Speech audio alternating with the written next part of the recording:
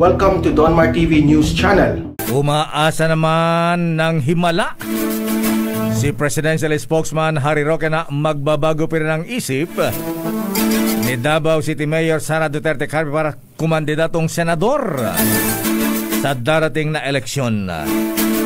Ito ang tugon ni Roque nang tanungin kung tatakbo ba siyang senador sa darating na halalan.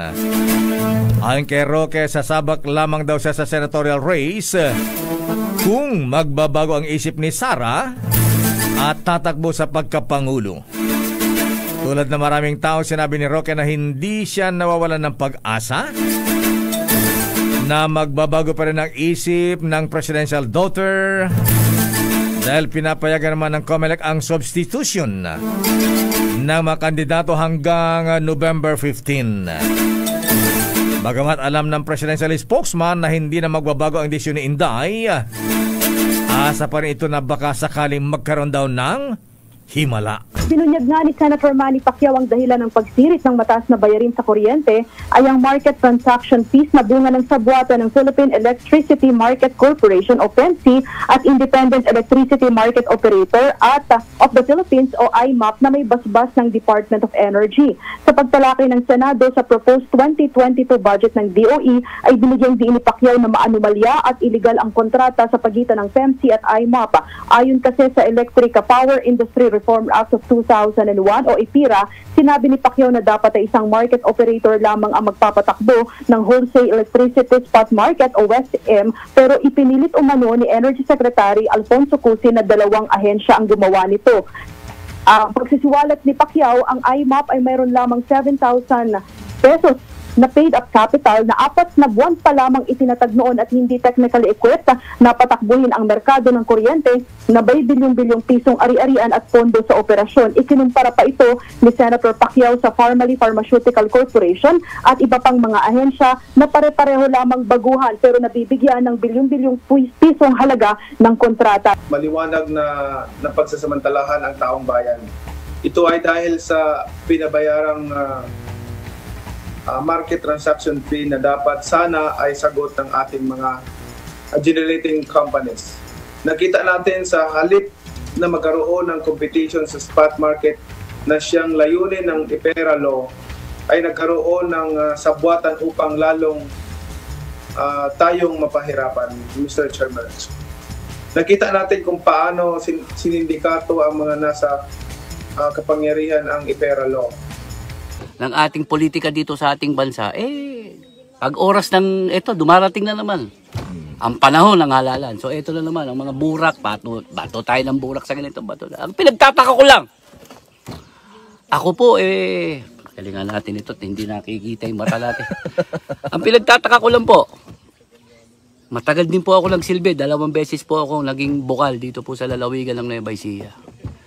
Bakit nga ba, kapag ang pinag-uusapan, korupsyon, para tayong mga bulak, para tayong mga bingi, para tayong pipe.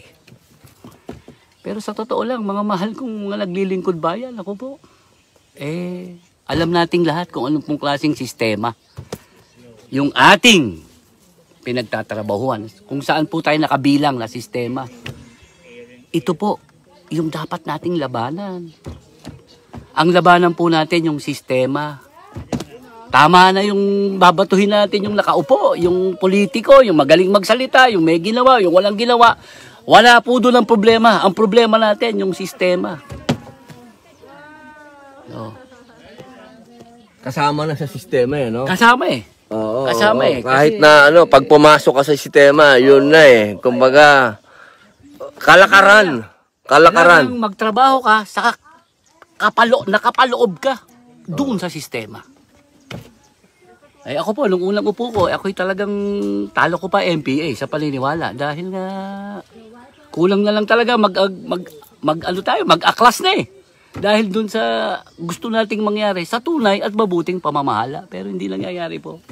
Kasi nga, tayo'y nandun lahat. Kabilang ang lahat, walang exemption dito, Utol, ha? Oo. Wala exemption, hindi po ito yung mga namumulo lamang. Hindi ito yung mga halal ng bayan lamang. Hindi po, lahat tayo. Bawat isa sa atin sapagkat hanggat kinukonsinti natin ang ganitong klaseng sistema, walang magbabago. Wala, ganito na po ito. Galing tuloy ito. Yan, dyan ako nalulungkot dahil pagkasama natin yung mga anak natin, utol. Ayan, yung mga bata na yan. Ayoko nang mamana pa niya ng mga yan, itong sistema na ito. Samahan nyo kami dito sa panata na huwag na po natin ito ipamana sa ating mga susunod na mga kabataan. Kumbaga, kung hindi natin babaguhin yung sistema, huwag na tayong umasa. Huwag na, wala na. Ganyan na yan eh. Anong sistema ba yun, Tol? Makakatulong ba? Ano bang...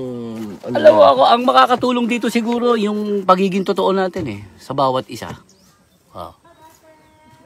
Ano yun? Ito, ito'y panahon na po ng halalan na naman. Dito. Paano natin talabanan yung sistema? Kasi ngayon, maraming lumalaban dito, maraming mga politiko, hindi na po nila iniisip eh. Kung ano yung para sa ating bayan, para sa ating lipunan, hindi na po. May ano kaya yan, Tol, na marami sa ating mga politiko ngayon, businessman, mga negosyante. Diyan nga ako papunta eh. Naiiba na po kasi yung ating mundo ng ating mga lingkod bayan.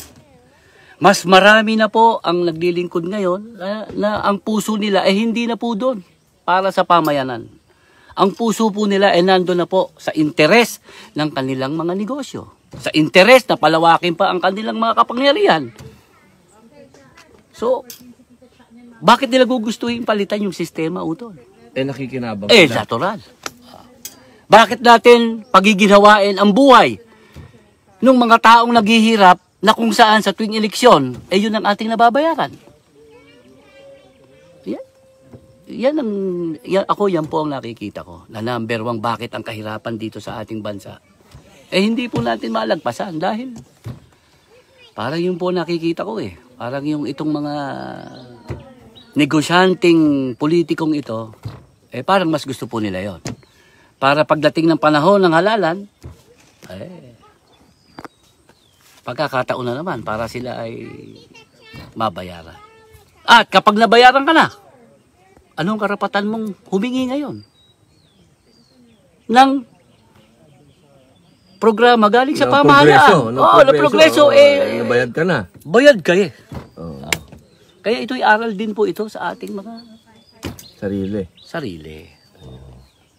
Ayan ang mga... Hindi... alam niyo po ako'y tahimik na tao eh. Si Robby talaga binigyan lang mo ako ng pagkakataon. Gusto niya ako makausap ngayong araw na ito dahil itong 2 araw po naming kasama ang mga magsasaka eh. Kasama namin. Pasensya na kayo kasi kasama namin ng mga magsasaka sa bukid eh. Medyo marami kang naririnig ba na titingnan mo yung sarili mo. Titingnan mo yung mapapatingin ka eh. Bakit ako? Ganito ako. Maayos ako pero itong mga to maayos din naman sila pero nasa isang banda medyo parang api eh. Parang naapi sa isang banda. Kasi hirap ng ginagawa nila ho sa gitna ng araw. Iba eh. Parang unfair talaga. Tama ka dun, Tol, pagdating sa monetary, unfair eh. Kaya alam mo maraming marami pong nasaktan, lalong-lalo na yung... Ako wala akong problema po eh. Kung pag-uusapan niyo itong ni Madam Senator Cynthia Villar. Marami po tayong nababasa o nadidinig, lalong-lalo na pag kami mga committee hearing patungkol sa agriculture, sa pagsasaka.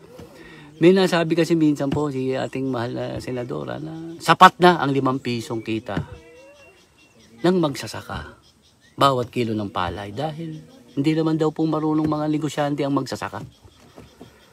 Yung Madam Senator, talaga naman pong siguro. Alam ko hindi nyo naman po...